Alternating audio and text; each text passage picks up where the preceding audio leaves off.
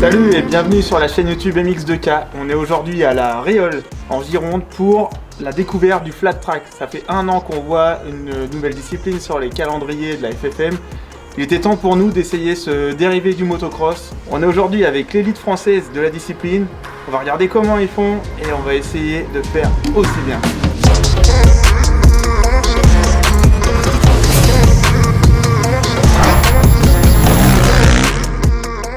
Allez, on a réussi à attraper Wilfried Delestre et Kevin Salanova. Donc Wilfried, c'est la référence depuis quelques années en flat track. Donc même si le championnat a été créé depuis tout juste 1 an. Wilfried, ça fait combien de temps que tu fais cette discipline et maintenant tu en es au championnat du monde? Comment on peut venir au flat track déjà d'une part et puis où est-ce qu'on peut faire cette discipline? Le flat track, ça va être ma 10e saison. On peut faire du flat autour de Marmande. Autour de Marmande, parce qu'il y a pratiquement 8 pistes autour de Marmande, une à Mâcon et une en construction actuellement à côté de Angers, à Brissac-Cassé. Par contre, le championnat de France, du coup, il y a quand même plusieurs années. L'année dernière, c'était la première année où on a fait des journées 100% flat track. Avant, on était souvent en parallèle des épreuves de speedway ou de grass track. Ça fait plus de 10 ans que le championnat de France flat track en soi existe, mais il n'y avait qu'une catégorie unique qui était mélangée du coup avec d'autres disciplines sur les mêmes pistes.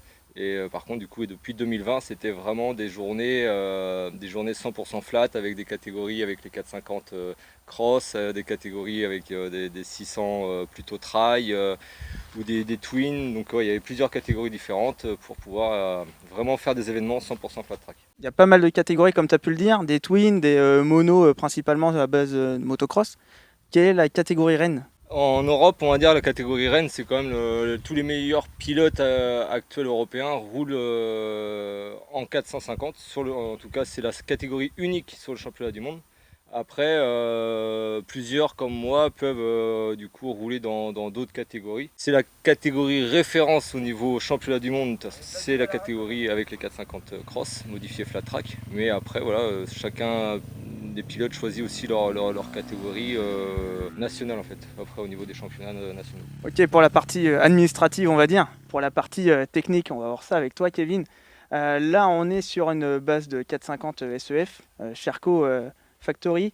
Pourquoi on utilise ce type de moto? Quelles ont été les modifications apportées pour transformer la moto en moto de flat track? Comme on a pu le dire de façon Sylvain tout à l'heure, nous, une DSN moto roule particulièrement avec Sherco. Donc du coup, moi j'ai récupéré sa moto, dont il m'a pris dans le team pour rouler cette année. Donc du coup, nous avons modifié après tout ce qui est niveau suspension par rapport à moi. Donc on a rabaissé les suspensions. Comme on disait tout à l'heure, les pneus en 19. Avec des pneus bien spécifiques pour la discipline flat track.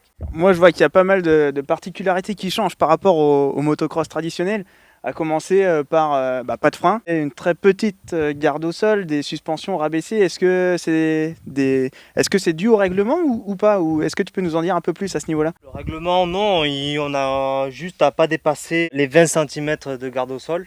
Après, chaque pilote met la moto à sa position à lui, à son pilotage. Oui, effectivement, on roule sans frein avant. Sur le règlement, c'est comme ça. Et pour les roues en 19 et puis les modifications de suspension, par rapport à une base moto, par exemple, tu t'achètes une 450 maintenant dans le commerce, c'est dans les 10 000 €. Combien approximativement il te faut pour avoir une base saine en flat track? On met juste une paire de roues en 19. On peut laisser les suspensions en cross en les durcissant un petit peu et après on peut rouler comme ça. Moi l'année dernière j'ai roulé avec un 250 et j'ai roulé sur une base de motocross, j'ai rien touché du tout, juste mis une paire de jantes en 19, enlevé le frein avant et je suis parti, puis j'ai réussi à faire un podium comme ça quoi. Toute personne peut acheter une moto de cross juste à mettre une paire de jantes en 19 avec des pneus flat track et puis c'est parti. Bon, merci Kevin. On va rentrer dans le dur, le pilotage. Bon, moi j'ai vu qu'il y avait un step de selle à l'avant. Ça m'a vraiment perturbé parce qu'à la rigueur, quand on en met en cross, on les met à l'arrière. Est-ce que ça change vraiment du motocross? Est-ce qu'on est comme sur une course sur prairie le matin à 8 h quand il n'y a aucune ornière et qu'on fait partir un peu comme on veut? Wilfried, est-ce que tu peux m'aiguiller ou pas? C'est plus au niveau des sensations, moi, pour vraiment savoir où je suis placé sur la selle en fait. Pour moi, c'est pas forcément quelque chose qui vient par rapport comme au cross, c'est souvent pour venir se caler sur les reprises d'accélération. On vient se caler les fesses contre l'appui en arrière de selle. Là, c'est vraiment plus me dire, voilà, c'est mon repère, je le sens au niveau des cuisses, tout ça. Je dis, ok, je suis là, je peux me ravancer, je peux me reculer un peu. Ça sert vraiment là de repère, de positionnement sur la selle, quoi. Et pour la partie équipement, je vois que tu as des sacrés souliers. Tu peux raconter pourquoi tu as ça? Donc ouais, sur notre botte gauche, on met une steel shoes, donc une semelle métallique, qui va vraiment nous permettre de gérer la glisse en entrée de virage. Je ne vais pas aller vite parce que je glisse, mais c'est la vitesse qui me permet de glisser en fait. Et quand je vais arriver vite dans le virage, quand je vais vouloir prendre le virage, ça va glisser. Et si je veux maîtriser cette glisse, faut que j'ai réellement un appui au sol. Et sans cette steel shoes là, à la vitesse où on rentre dans les virages, j'aurai les fesses par terre à chaque entrée. C'est vraiment notre troisième point d'appui qui nous permet de rentrer fort dans les virages. Ben, merci pour ces indications les gars. Bah écoutez, préparez les leviers de rechange, je vais aller sur votre moto.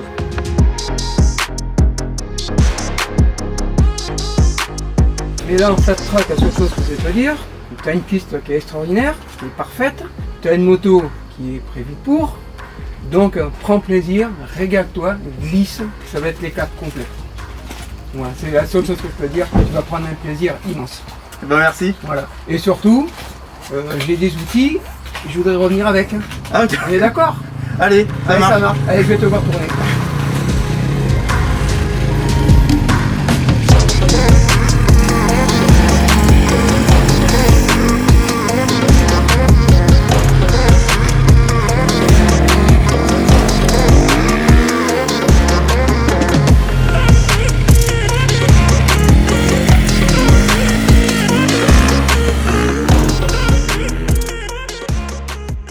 Allez, on est de retour après l'essai de cette Sherco en mode flat track.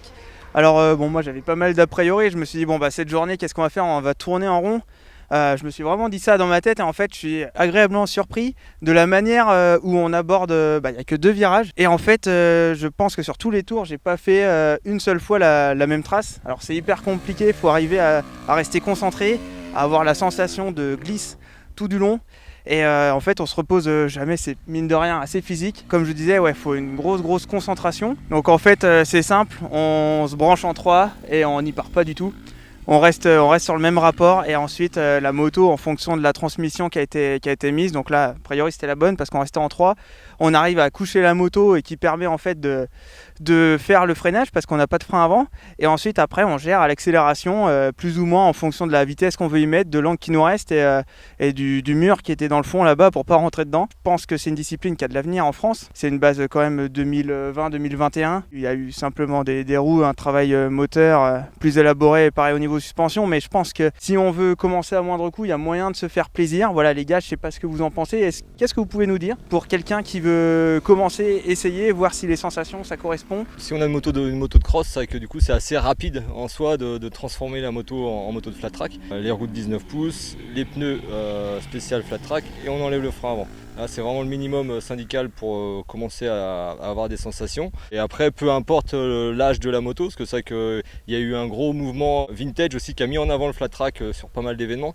Donc des pilotes qui roulent avec des Triumph ou des BSA. Donc du coup, on peut rouler avec ces motos-là en flat track. Des motos des années 90-2000 plutôt trail qu'on peut modifier aussi en flat track et aussi des motos de cross. Donc non, il y a vraiment la possibilité d'adapter n'importe quelle moto pour pouvoir faire du flat track. Bon, et ben, vous voyez là, aujourd'hui on a fait du flat track, donc c'était vraiment pour vous présenter la discipline. En tout cas, on a pris un super pied à rouler avec cette moto, on ne l'a pas cassé, heureusement, c'était la moto du patron. Donc merci de nous avoir suivis et à bientôt sur la chaîne YouTube de Mix2K. À bientôt.